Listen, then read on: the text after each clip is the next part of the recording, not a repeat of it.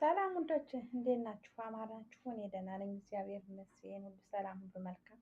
እኔ ጋር ሁሉ ሰላም፣ ሁሉ መልካም ነው። የኔ እናቶች፣ እህቶቼ፣ የስደት እህቶች፣ እስኪ ምሳ እየበላን እናውራ። ትንሽ ትንሽ ወሬ ምሳ እየበላን የትናንት ወጥ እንጀራዬ ትናንት የጋገርኩ ዶሮዬን ትናንት የሰራው እስኪ እየበላን እሺ፣ እየበላችሁ ሰዓት ደርሷል። 12 ተኩል ሆኗል። አንዳንድ ቀን እንደዚህ እያደረኩ ልብላ አይደል? አሁን ጥፍጥ እያደረግን እኛ እናትዬ በስደት ሀገር ያለን ልጆች ያገኘውን ጥፍጥ አድርገን መብላት አለብን። ጥፍጥ አድርገን ማርያም እውነቴን ነው የምላችሁ፣ ጥፍጥ እያደረግን ብሊት ጥጥት ማድረግ አለብን። ሞኝናችሁ እንዴ! እንደዚያ ካላደረግንማ አንችለውም። ከሙቀቱ ጋር ራቡን አንችለውም።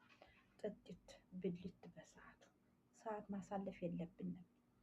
በሰዓቱ ብሊት በሰዓቱ ጥጥት ማድረግ ሞኛቱን በኢየሱስ እስኪ ልብላ።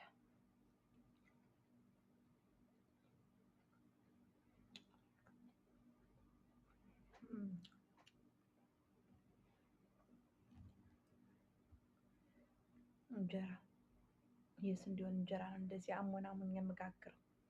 ቀላል ነው። ዩቱብ ላይ ለቅቄላችኋለሁ ብታዩት። ቀላል ምንም የሚከብድ ነገር የለውም እላችኋለሁ የኔ ውድም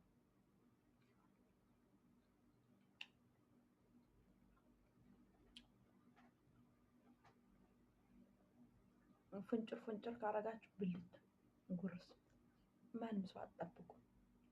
መብላት ነው እንጂ ኋላ በላለሁ ስራዬን ልጨርስ አትበሉ። ስራው ይቅር፣ መጀመሪያ ብሉ። ካበላችሁ በኋላ ነው ስራ መስራት። ሞኛቱ ነው። ስደት ሀገር ተቀምጠን እንኳን አሰሪዎቻችን ማለት ነው ቤተሰቦቻችን እንኳን እናት አባቶቻችን የሚወዱን ስንሰራ ብር ስንይዝ ነው ማንኛውም ሰው የሚወደን። ገባችሁ?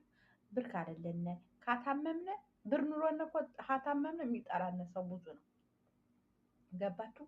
በልተን ጠጥተን መስራት አለብን። እንቋቋመዋለን ስራውን።